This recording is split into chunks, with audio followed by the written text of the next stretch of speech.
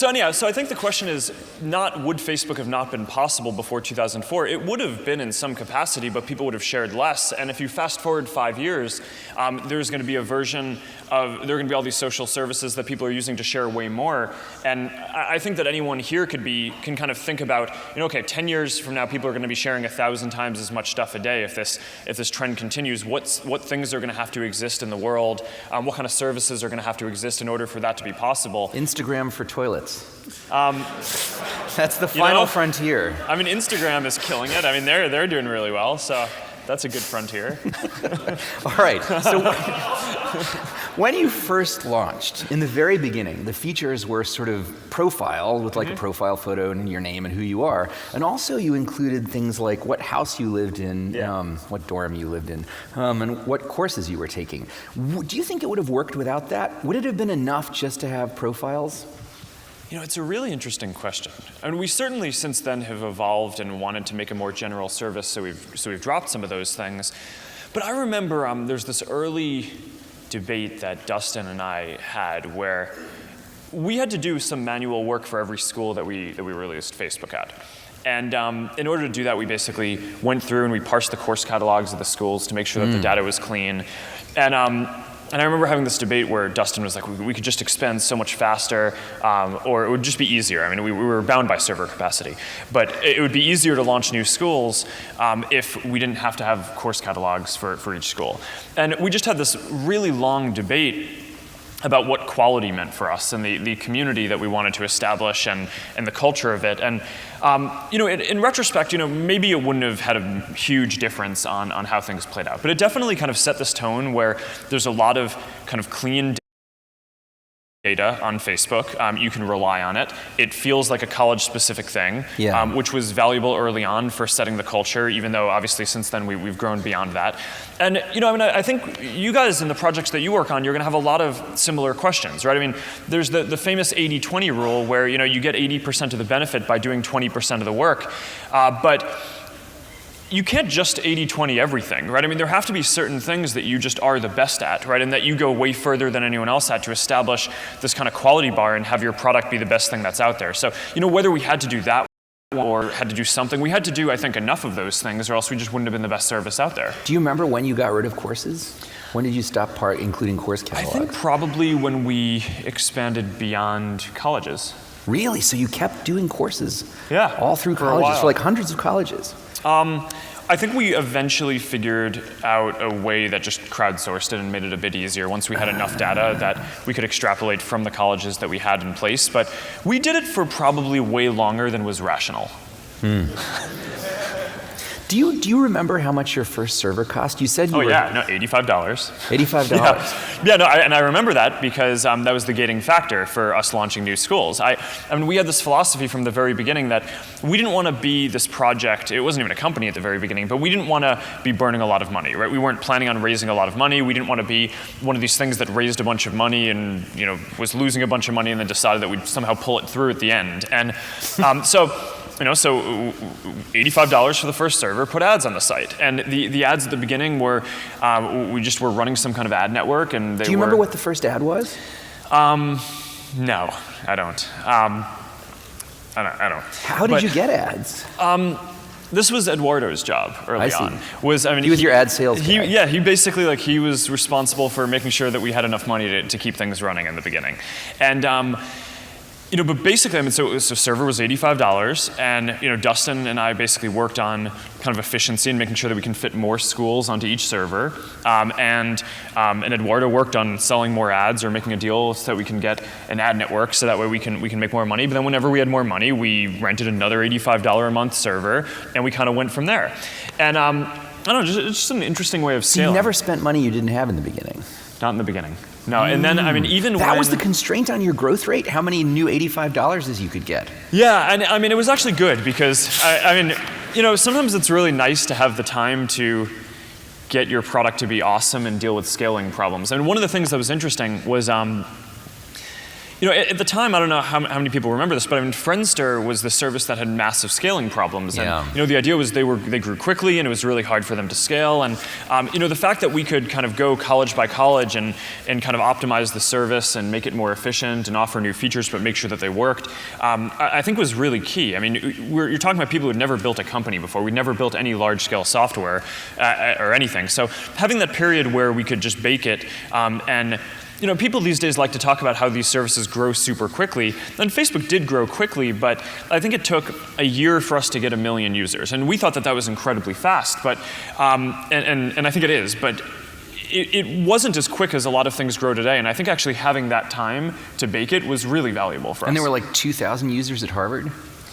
That's 500x in a year. That's pretty fast. Well, there are, I think, around 4,000 or 5,000 undergrads at Harvard. But I remember reading you got half of them. I mean, presumably you have Well, no, more than that there now. was 2/3 or 3/4 or something in the first 2 weeks. So, I mean, the thing that we found was that basically we'd open it up at a school, and within a couple of weeks, then the vast majority of the students would be on the service. Was there a school ever that you opened it and it didn't work? It didn't stick?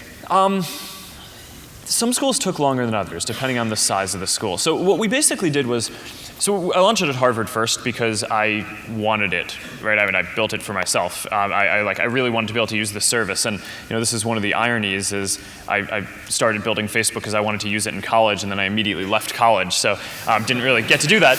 But just expand it to everybody else outside college. no, yeah, too, right? so it worked out, but. So then after Harvard, all these schools started, or a lot of students from other schools started writing to us and asking for us to expand. And we weren't looking to start a company, right? And I figured that eventually something like this would exist at large scale, but one of the interesting juxtapositions that was going on at the time was, I remember distinctly, I had this one friend who I went and got pizza with almost every night. We did all our computer science problem sets together at Harvard. And at the time, I remember talking to him about how I was working on this Facebook thing, and I thought it would be cool for Harvard, and I really was excited about it because I wanted to use it. But at the same time, how I thought that over time, someone would definitely go build this version of this for the world, but it wasn't going to be us. It was going to be, Microsoft or, someone who built software for hundreds of millions of people. It's like, who are we? We're college students, right? We're not qualified in any way to build this. And I think a lot of my takeaway from that was that we just kind of cared more than those other companies about making it exist. So, anyhow, but back to your kind of question and off that tangent. The first set of schools that we launched at after Harvard were schools that had other kind of school-specific social networks. So I think it was Stanford had something, Columbia had something, and I think Yale had something. So I think Why did you choose ones that had school-specific social network? Because they I could wanted become to competitors? Well, I wanted to go to the schools that I thought would be the hardest for us to succeed at, because I knew that if we had a product that was better than everything else that other students were making at other colleges, then it would be worth investing in and putting time into. But I didn't want to just kind of get into a project where there would end up being this huge legacy of maintaining it if ultimately there were just going to be different things that were as good as it. So, and we thought that this was going to be good, and we launched it at it was Yale, Stanford, Columbia, and yeah, I mean, pretty quickly, I think it just. So you felt probably that you could have just gone to some random school and it would have succeeded. You chose those because they had nascent competitors. Yeah, I mean, I think what we saw at those schools was people wanted to use something like this, right? So we just wanted to make sure that what we had was way better than anything else that was out there and worth, putting time into. Do you think, I read in the Crimson article about when you first launched, hundreds of people sign up for new... I don't know, hundreds. Hundreds awesome. sign up for new Facebook website. That is not the Onion, that is the Crimson. Sometimes hard to distinguish. Harvard students, huh? Okay, so do you think, though, they said in this article that the Harvard computer services people were working on a university-wide Facebook. Their problem was they couldn't figure out how to restrict information enough, right? Do you think if that had already existed, if you had been a couple of years younger and you had come to Harvard and this already existed, do you think you would have ever started Facebook? I don't know. I mean, there's this trend that I was talking about before where each year people share more and more, right? So I think that you can kind of map out at any given point, I mean, I think you can look at the internet and say, okay, there's enough sharing to support certain products, right? So Wikipedia came really before Facebook because there was a smaller amount of sharing could support information about all the public entities in the world, right? But in order to have enough sharing to support some basic information so that you can look up anyone and find some interesting stuff about them, then that required more sharing. So we had to be further along this curve. And you know, I mean, a couple of years earlier, someone might have been able to do something that was more basic, but a couple of years later, even a couple of years from now, someone will be able to build something that is just so much more encompassing and allows people to learn so much more about the people around them than what is even built today. So our kind of continual mission and job is to keep on building that next thing. And I mean, that's what we live for at Facebook and what excites us. So even if Harvard, even if the university had built something, you could have built the next thing. Yeah, and it's obviously always hard to tell exactly how things would have played out, but I mean, one of the interesting things about Facebook was it wasn't just a picture and some basic info. I mean, it pretty quickly gave people the ability to share more stuff, right? Yeah. And one of the early stories that I think is pretty instructive for anyone who's trying to build a startup is, you know, we really listened to what our users wanted, right? And listening means both kind of qualitatively listening to the words that they say and quantitatively looking at the behaviors that they take. And you know, at the beginning, we had one profile picture that you could have on your profile. And what we observed was there was this behavior where a lot of people would every day upload a new profile picture. And you know, our takeaway from this was that you know, there was this very strong demand to have a service where people could share more photos. And it actually wasn't until we had the server capacity and the engineering team bandwidth to actually build a full photo sharing service. But that's become obviously one of the key parts of Facebook. I think we're over 300 or 400 million photos shared a day now. So I mean, it's pretty crazy. But you know, obviously no Facebook that any university would have built would have supported that, right? And you know, even just like that, right. or That's kind frivolous, of like right? any incremental. I mean, they would have just had whatever mugshot you have on your card, right, would have been your picture. So they would have chosen the picture. Yeah. You couldn't even have chosen the picture. Yeah, I can totally see how it would have been. Do you remember when you first showed up in college, what you planned to do afterwards? Did you think you were going to go to graduate school, or did you think you were going to get a job? Were you going to go work for Google? When I first went to college, I actually was planning on being a classics major. I loved classics in high school, Latin and Greek. I found it fascinating. And my sister actually did go on and do that, and she's now a PhD student in classics, and we talk about this all the time. It's just still fascinating to me. When I was in college, I actually wasn't a computer science major, I was a psychology major. I didn't really get around to taking that many classes because I left pretty quickly, and I actually ended up taking more computer science classes than psychology classes, but I was never, you know, I don't know. So you had no plan? No, I mean... You're going to be a barista? No, I probably would have... I probably would have gotten an engineering job, is my sense. And you'd have gotten sucked into programming.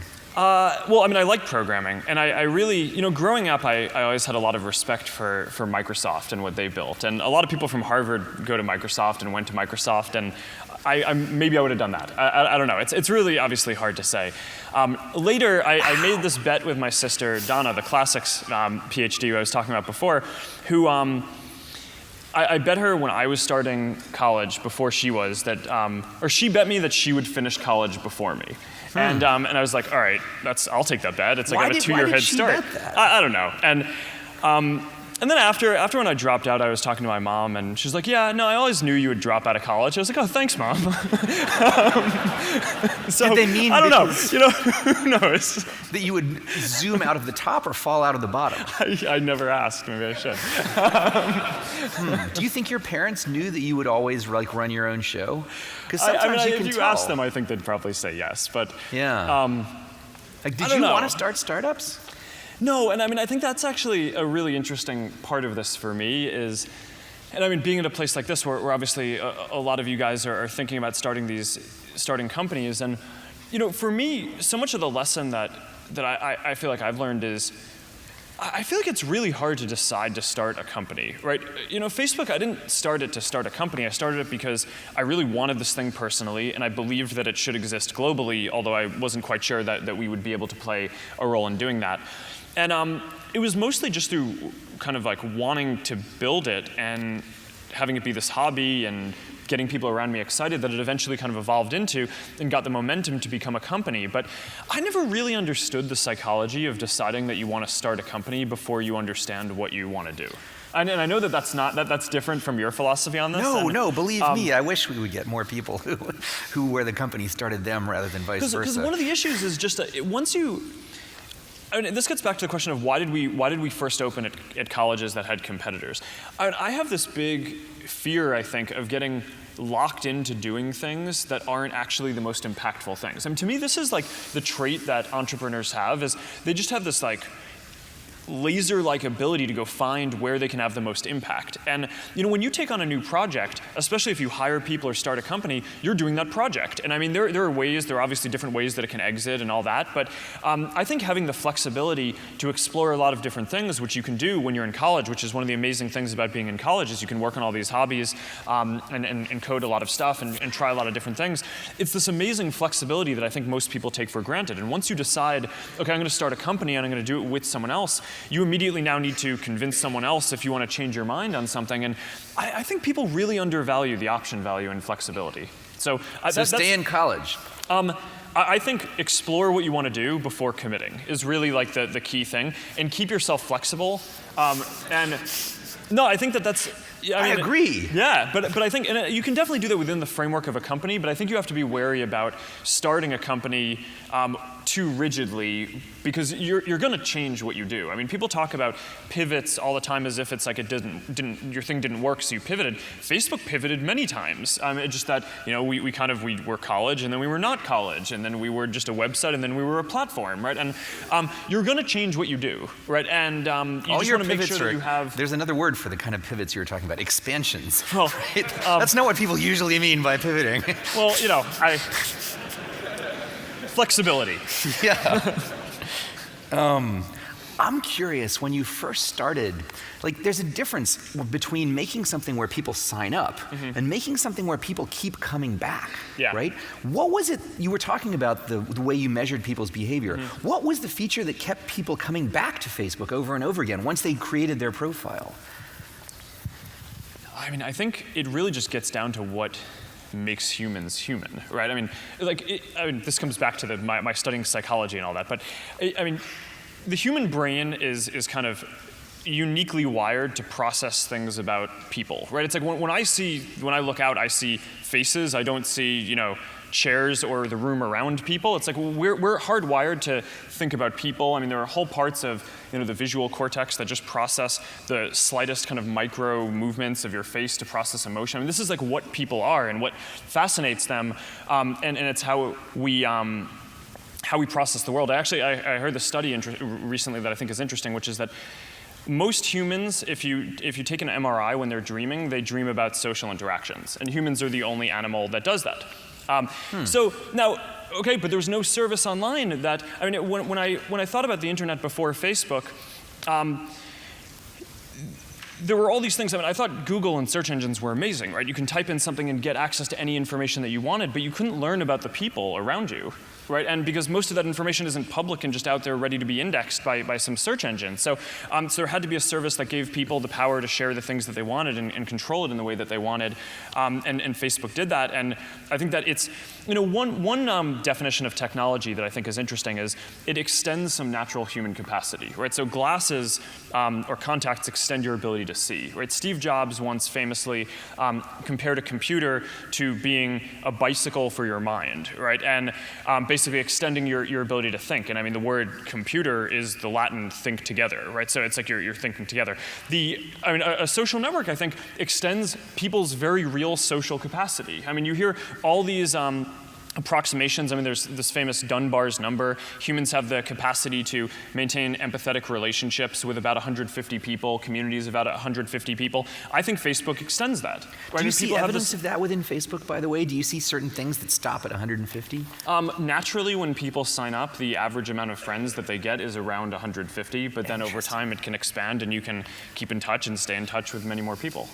So I think it's so given that, I actually think one of the lessons from that is like do something that's fundamental, right? I mean, I think a lot of people and a lot of the companies that I see are operating on small problems, right? And it's cool if you want to be an entrepreneur and solve what you're primarily trying to do is build a company and solve some tangible problem. But I think that the most interesting things operate on these phenomena in the world which are really just fundamental to how humans or the world operate. So what you did was something that was fundamental for a small market, and then you just expand the market from beyond Harvard students to everyone. But Harvard students are sufficiently like other people well, that it grows. and it was fundamental for me, right? It's like I felt this need really acutely. I really wanted this, right? And so yeah, and then I think that's one of the things that I think we were lucky about in kind of the expansion of the market was that it turned out that this wasn't something that was just for college students. Almost everyone in the world has friends and family and want to stay in touch with those people, so it ended up being a pretty ubiquitous service. In retrospect, this is a bit of a controversial question perhaps, but in retrospect, do you think MySpace had a chance once you started and you got all the college students? I mean, the college students are arguably like the center of gravity socially, right? You own all the college students. It feels like, from the point you start expanding out of Harvard, MySpace might not have known it. Maybe you didn't even know it, but it seems like in retrospect they were doomed. I don't see it that way, actually. They could have won. No, it's not about winning and losing. It's about doing something that's valuable, right? And there are more than one. More than one social network? Not really. There are many. I mean, my view of the world is that almost every product in category is going to get transformed and reimagined to be social. So there were things that MySpace did that Facebook has never done. MySpace, I think, was a much better service early on for meeting new people, right? Facebook was never primarily about meeting new people. It was about staying connected with the people that you knew and kind of mapping out the real relationships that existed. Now, I think part of the issue is they saw us growing and they felt threatened by that and tried to copy what we were doing. And that's like, you're never going to win that way, right? I think of all these interesting social services and apps that are getting built today. I mean, think about all the new apps that you guys install on your phones. There are so many interesting things, and 8 out of the top 10 iOS apps plug into Facebook. 50% of the top 400 apps plug into Facebook. They're all kind of socially integrated in these ways. But companies that are getting started now that are just trying to copy the stuff that the other companies are doing just aren't successful. By the way, how are we doing for time? Is there anybody in charge of time?